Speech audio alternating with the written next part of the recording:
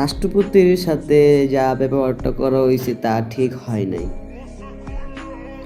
রাষ্ট্রপতিকে কেউ সম্মান করে নাই, দাঁড়ায়া ইজ্জত করে নাই কেউ, যারা জামাত এনসিপি যারা ছিল।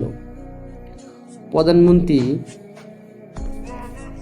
যে তারেক রহমান, সে দ্বারা ইজ্জত করছে রাষ্ট্রপতির।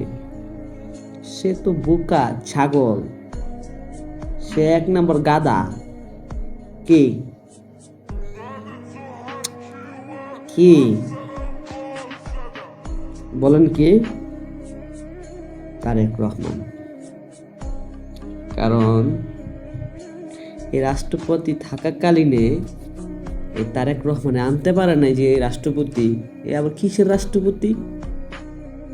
আবার এই তারেক রহমান তাকে তাজিম করতেছে, ইজ্জত করতেছে দাঁড়ায়।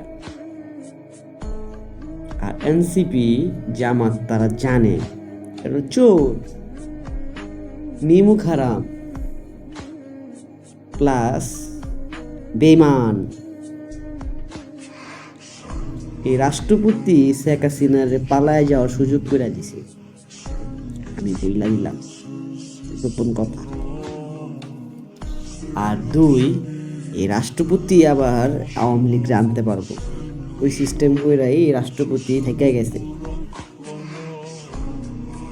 চোরের আবার কি ইজ্জত?